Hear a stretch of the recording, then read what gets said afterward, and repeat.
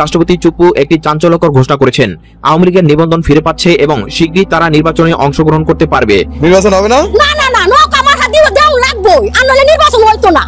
একতরফাভাবে নির্বাচন হয় না। নো কামার কা দুগুনা দিতে আমরা ভোট দিতাম না, আমরা দেশে যাইতাম না, কেন্দ্রতেই আমরা যাইতাম না। আগামীতে কোন দলের কাছে দেশকে নিরাপদ মনে করছেন? বিএনপি, জামাত এবং অন্যান্য দল? পছন্দের দল কোনটা? আওয়ামী লীগের ভোট দিছি, আওয়ামী লীগের দেব। আসসালামু আলাইকুম প্রিয় দর্শক, আজকে আপনাদেরকে দেখাবো এমন একটি গুরুত্বপূর্ণ ভিডিও যে ভিডিওটি দেখলে রীতিমতো অবাক হবেন। চাঞ্চল্যকর অবস্থা সৃষ্টি হয়েছে, নেট দুনিয়ায় তোলপাড়, সামাজিক যোগাযোগ মাধ্যমে ভাইরাল। আসুন কথা না বাড়িয়ে দেখে আসি সম্পূর্ণ ভিডিওটি। 1 সেকেন্ডও না টেনে পুরো ভিডিওটি দেখবেন। চ্যানেলে নতুন হলে সাবস্ক্রাইব করে রাখবেন পরবর্তী আপডেট পাওয়ার জন্য। ভিডিওতে একটি লাইক করে দেখতে থাকুন সম্পূর্ণ ভিডিওটি। রাষ্ট্রপতি চুপ্পু একটি চাঞ্চল্যকর ঘোষণা করেছেন। আওয়ামী লীগের নিবন্ধন ফিরে পাচ্ছে এবং শীঘ্রই তারা নির্বাচনে অংশগ্রহণ করতে পারবে। এই ঘোষণা রাজনীতির অ্যালায়েন্স, বিরোধী দলগুলো, আইনজ্ঞ ও সাধারণ জনগণের মধ্যে তিল ধরেছে। তবে কি সত্যি নিবন্ধন ফিরে দেওয়া হবে এবং সেটি কি নিয়ম মাফিক? গত মাসে বিএনপি ও অন্যান্য বিরোধী দলগুলোর অভিযোগ, সরকার নির্বাচনকে একতরফা করানোর পরিকল্পনায় রয়েছে। মে 2025-এ নির্বাচন কমিশন ঘোষণা করে যে স্বরাষ্ট্র মন্ত্রণালয়ের নির্দেশে আওয়ামী লীগের নিবন্ধন স্থগিত করা হচ্ছে এবং তাদের সব ধরনের প্রচারণা, সভা সমাবেশ বন্ধ রাখতে হবে। এই ঘোষণার পর থেকে আওয়ামী লীগের বেশিরভাগ কর্মসূচি বন্ধ ছিল এবং বিরোধীরা বলছিল নিয়ম ভঙ্গ করে নির্বাচন পরিচালিত হবে। সকাল 10:30 রাষ্ট্রপতি চুপ্পু তার সরকারি বাসভবন থেকে মিডিয়ার জন্য দেওয়া বক্তব্যে বলেন, আওয়ামী লীগের নিবন্ধন সম্পূর্ণ নিয়ম মেনে ফিরিয়ে দেওয়া হবে।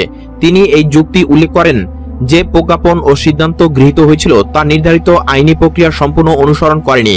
চুপ্পু বলেন, রাজনৈতিক দল হিসেবে অংশগ্রহণ নিশ্চিত করা হলে নির্বাচন স্বাভাবিক হয় না, তাই আইনের আলোকে এবং সকল পক্ষের স্বার্থ বিবেচনা করে তা অপরিহার্য। আওয়ামী লীগের সাধারণ সম্পাদক দ্রুত ব্রিফিং ডেকে বলেন, আমরা সক্রিয়ভাবে ন্যায্য নির্বাচন চাই। রাষ্ট্রপতির এই সিদ্ধান্ত সারা দেশের জন্য ইতিবাচক সূচনা। তারা দাবি করেন, নিবন্ধন ফিরে পেলে নির্বাচন আরও গ্রহণযোগ্য হবে। সড়ক জনমত পর্যায়ে জামাত, বিএনপি ও অন্যান্য বিরোধী দল বলছে এখনো স্পষ্ট নয় প্রজ্ঞাপন প্রত্যাহার হয়েছে কিনা বা আদৌ আইনগত বাধাসমূহ কি পরিচালনাযোগ্যভাবে মুছে ফেলা হয়েছে কিনা। তারা রাজনীতি পুনরায় স্বাভাবিক করার জন্য বিস্তারিত সময়সীমা ও তফসিল দাবি করেছে। আইনজ্ঞরা নির্দেশ করেছেন, নিবন্ধন ফিরিয়ে দেওয়ার আগে প্রজ্ঞাপন ও সেই প্রজ্ঞাপনের ভিত্তিতে কার্যকর সমস্ত সিদ্ধান্ত গেজেট প্রকাশ ও নির্বাচন কমিশনের পরবর্তী সিদ্ধান্ত পর্যালোচনা করা জরুরি। এখানে কয়েকটা বিষয় মনোযোগ দাবি করে। রাষ্ট্রপতির ঘোষণা তাৎক্ষণিক বলবৎ হবে না যদি সংশ্লিষ্ট গেজেট এবং নির্বাচন কমিশনের অনুমোদন না থাকে। আইনজীবীদের মতে শুধু সরকারের মুখ্য হতেই সমস্যা মিটবে না, আদালতের চ্যালেঞ্জ ও বিরোধী দলীয় আপিলও বিবেচনায় আসবে। যারা অভিযোগ করেছিল তারা এখন হয়তো নির্বাচন স্বাভাবিক হোক এমন দৃষ্টি ভাঙ্গা ইচ্ছুক। তবে চেয়ে দেখবে আওয়ামী লীগ নতুন সার্বিক প্রতিশ্রুতি দিচ্ছে কিনা।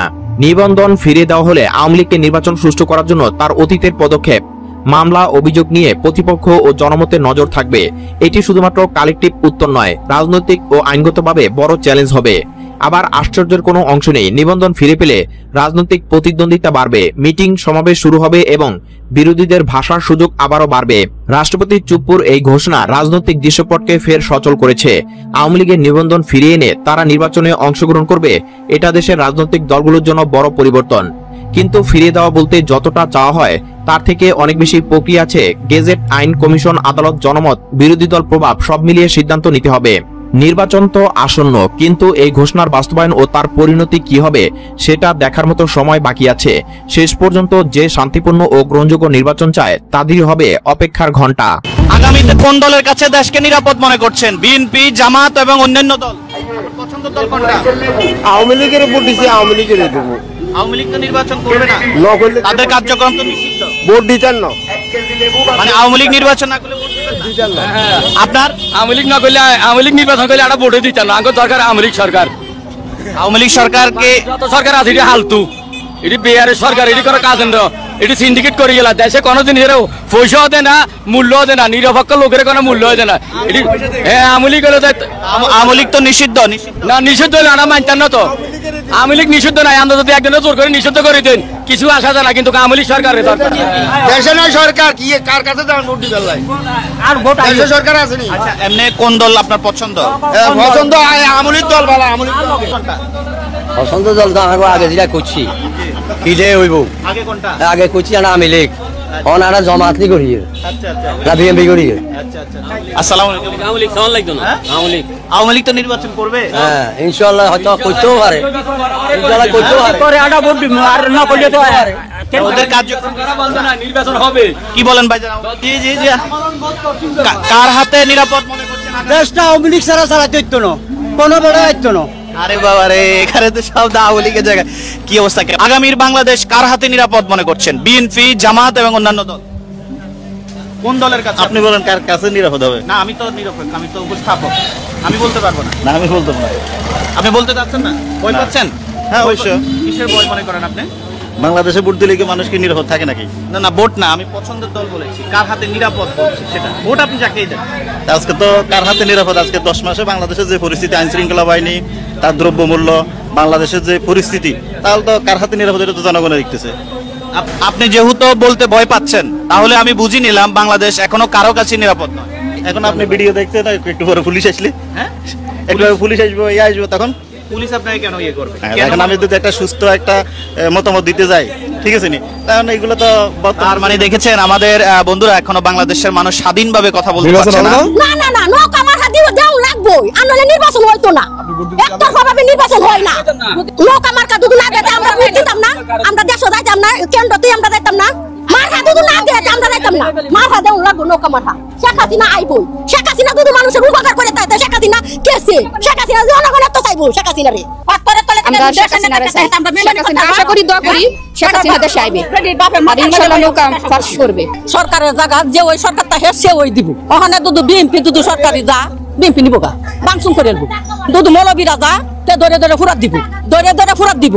তখন আমরা তো এটা করছি, আমরা গরিব দেখিয়া বিতরণ করিয়া ঘর তুলিয়া বেডি সরকার তাহা বেডি অনুদান দিয়া তারারে ঘর বান্ধে দিয়ে দিচ্ছে। এটা নিয়ে আমরা কোনো বক্তব্য নাই, কোনো বক্তব্য নাই। এই গরিব থাকুক, ভিক্ষা করে আইব, গরিব ফুটবো, গরিব এনে থাকবো।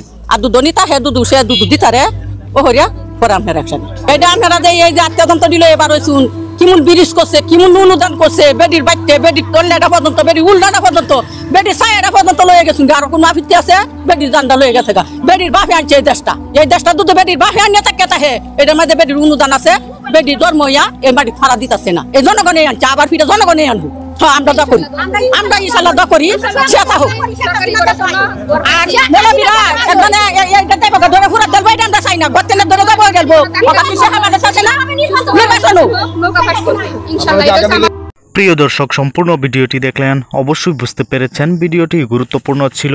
দর্শক, এই ভিডিওতে যে তথ্যগুলো পেয়েছেন এ বিষয়ে আপনাদের কি মতামত তা অবশ্যই কমেন্টে জানাবেন এবং পরবর্তী আপডেট ভিডিওগুলো সবার আগে পেতে চ্যানেলটিকে এখনই সাবস্ক্রাইব করে রাখুন। এই মুহূর্তে বিদায় নিচ্ছি, দেখা হবে পরবর্তী কোনো ভিডিওতে। সে পর্যন্ত ভালো থাকুন, সুস্থ থাকুন। আসসালামু আলাইকুম।